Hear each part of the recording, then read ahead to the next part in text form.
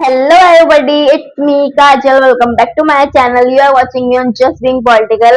तो तुमने वीडियो का टाइटल तो पढ़ ही लिया होगा। इस वीडियो में हम फ्रेंड्स के ऊपर बात करने वाले हैं कि how your friend circle can affect your life. कैसे तुम्हारे फ्रेंड्स तुम्हारी लाइफ चेंज कर सकते हैं। तो तुम्हारी लाइफ बहुत ही अच्छी हो जाएगी, तुम एक बहुत ही बेटर पर्सन बन जाओगे, या तुम्हारी लाइफ एकदम खराब हो जाएगी, तुम बहुत खराब चीजों में इन्वॉल्व हो जाओगे। तो स्टार्ट करते हैं, और मैं तुमको एक एग्जाम्पल भी दूंगी जो कि रियल एग्जाम्पल है, जो मेरी ही क्लास की एक लड़की का है। और तुम जान करके तुम्हें समझ में आएगा जब वो एग्जाम्पल मैं तुम्हें बताऊंगी कि हाँ, बहुत ज्यादा इम्पैक्ट पड़ता है। तुम कैसे लोगों के बीच में उठ गए हो, बैठ गए हो, बात कर रहे हो, अपना ज्यादातर टाइम स्पेंड कर रहे हो, बहुत ज्यादा मैटर करता है उन लोगों का अच्छा होना। तो देखो, मैं तुमको एक चीज बताती हूँ। मैं एक गवर्नमेंट स्कूल में पढ़ती हूँ, गवर्नमेंट गर्ल्स स्कूल में पढ़ती हूँ मैं, ठीक है। और मेरे आसपास जितनी भी लड़कियां हैं ना, they all are they all are just living. वो बस स्कूल आ रही हैं, काम दिया जा रहा है तो कर रही हैं। पर मैंने उनको ये देखा है कि मेरे आसपास ने किसी भी लड़की को ना खास कुछ ऐसा पढ़ते हुए देखा नहीं है, सच बताऊं तो। मतलब एक भी पन्ना, मैं बता रही हूँ, मुश्किल से सिर्फ दो चार बच्चे होंगे जो एक पन्ना भी अपनी बुक का पढ़ते होंगे डेली घर जा करके। वरना जो ज्यादातर मेरे क्लासमेट्स हैं, वो सबके सब बिल्कुल नहीं पढ़ते भाई, बिल्कुल भी नहीं पढ़ते। मतलब जब तक एग्जाम सर पर आकर के तांडव ना करने लग जाए ना, वो बुक उठाएंगे ही नहीं। उन्होंने तो ये सौगंध खा रखी है, ऐसा लगता है मेरे को तो अब जब ऐसे लोगों के बीच में तुम उठोगे बैठोगे, जो एक पेज भी दिन का नहीं रीड करते हैं, तो ऐसे एनवायरनमेंट में अगर तुम दिन के दो तीन पेज भी रीड कर लोगे ना, तो तुमको ऐसा लगेगा कि अरे भाई, तुमने कितना बड़ा काम कर लिया, तुम ही हो टॉपर, तुम ही वो इट गर्ल हो। पर अंदर ही अंदर तुमको भी पता है कि ये रियलिटी नहीं है। और अगर तुमको नहीं पता है तो मैं बता रही हूँ कि ये रियलिटी नहीं है। जबकि तुम देखो, किसी एक अच्छे स्कूल का एक एवरेज बच्चा दिन में 10 पेजेस भी पढ़ रहा होगा, लेकिन उसको फिर भी कम लगेगा। क्यों? क्योंकि उसके आसपास हो सकता है जो नॉर्मल बच्चे हैं, जो अबव एवरेज बच्चे भी हैं, वो दिन के 10 पेजेस पढ़ रहे हो। तो डिफरेंस है ना, डिफरेंस है, एनवायरमेंट का डिफरेंस है। एक अच्छे स्कूल का बच्चा, एवरेज बच्चा 10 पेजेस पढ़कर भी अनसेटिस्फाइड है, और एक ऐसी स्कूल का, मीडियोकर से स्कूल का बच्चा लाइक मी, जो ऐसे बच्चों के बीच में बैठ गया जो दिन का एक पेज भी नहीं रीड करते, उसको दो तीन पन्ने पढ़ के भी ऐसा लगे कि हाँ, वो कुछ तो है भाई, कुछ तो उसने कर लिया है। तो ये डिफरेंस है। और एक और चीज, ये बहुत ज्यादा मैटर करता है कि जो तुम्हारे फ्रेंड्स हैं, उनके लाइफ में कोई गोल्स है कि नहीं, उनका कोई एम है कि नहीं, कोई ड्रीम है कि नहीं, वो बहुत ज्यादा मैटर करता है। क्योंकि see, in this school which I am in, यहाँ पर जितने भी बच्चे हैं ना, most of them don't even know what will they do after their schooling. ठीक है, उनको नहीं पता कि स्कूल खत्म होने के बाद वो क्या करेंगे, किस कॉलेज जाएंगे, क्या ड्रीम है। आई एम नॉट सेइंग कि पूरा एकदम प्लान करके चलो एक एक चीज की, ये ऐसे करनी है, वो ऐसे करनी है, कि पूरे प्लान के हिसाब से लाइफ कभी जाती नहीं है। लेकिन एक रफ प्लान, एक गोल होना दिमाग में बहुत ज्यादा जरूरी है कि हाँ, ये चीज मुझे करनी है या वो चीज करनी है, ये चीज में कोई फ्यूचर है मेरा, थोड़ा सा पता होना जरूरी है। और थोड़ा सा एक रफ प्लान, रफ एक डिटेल्ड प्लान तो नहीं चलता मोस्ट ऑफ द टाइम। पर एक गोल होना चाहिए, मोटा मोटा अगर कहा जाए तो गोल होना बहुत ज्यादा जरूरी है। और तुम्हारे जो फ्रेंड्स हैं, वो किस तरह के क्या वो तुम्हारी पीठ पीछे बैक बिचिंग वगैरह में इन्वॉल्व है, या फिर वो ऐसे हैं कि वो तुमसे जलते हैं अंदर ही अंदर। कुछ फ्रेंड्स ऐसे भी होते हैं ना, जो तुम्हारे सामने तो बहुत अच्छे बनते हैं, लेकिन अंदर ही अंदर वो तुमसे बहुत ज्यादा जेलिस होते हैं। किसी भी चीज को लेकर के हो सकता है, वो लुक्स को लेकर के हो सकता है, वो पार्टनर को लेकर के हो सकता है, वो स्टडी को लेकर के हो सकता है तुम टॉपर हो और तुम्हारा जो दोस्त है वो एवरेज स्टूडेंट है, तो उसको लगता है कि अरे भाई तू कैसे टॉप कर जाता है, तू कैसे टॉप कर जाती है।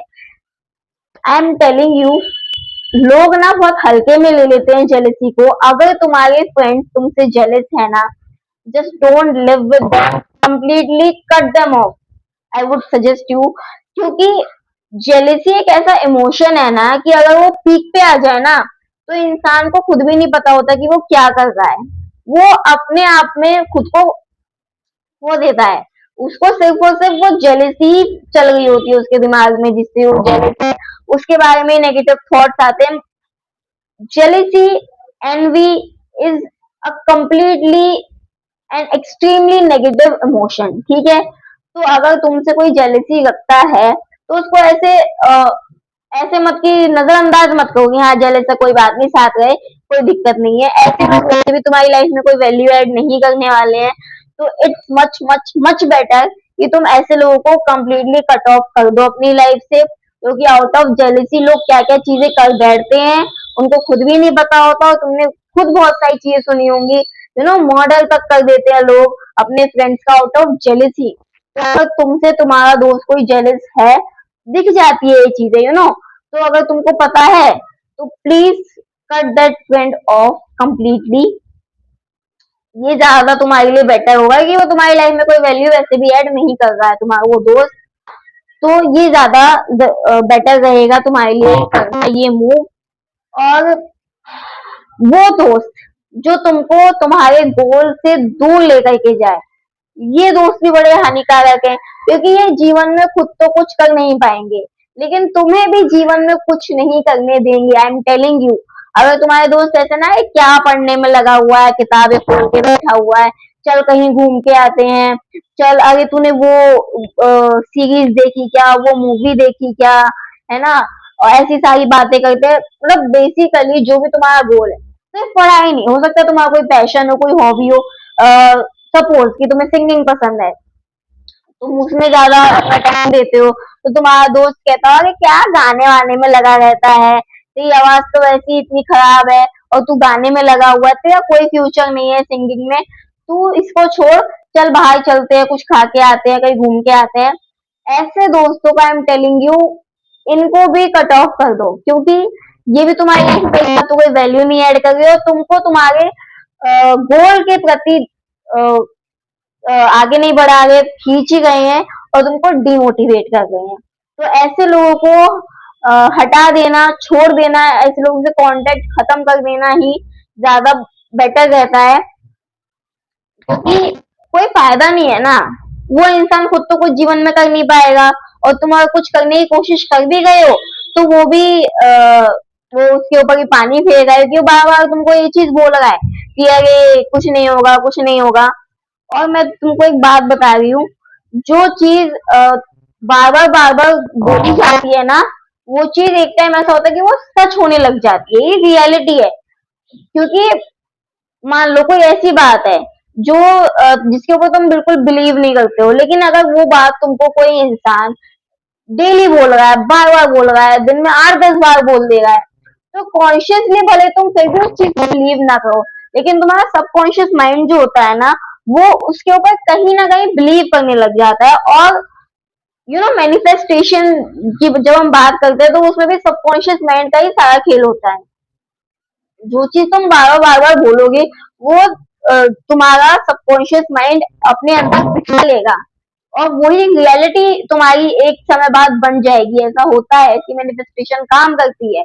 तो इसलिए अगर तुम्हें कोई बार बार वही बोल रहा है कि तू कुछ नहीं कर सकता, तू कुछ नहीं कर सकती, कुछ मत कर, तेरे बस की कुछ नहीं है, चलते हैं, लाइफ ऐसी रहेगी, तू कोई चेंज नहीं ला सकता या ला सकती, वॉट एवर, तो ऐसे लोगों से दूर रहना ही बेटर है।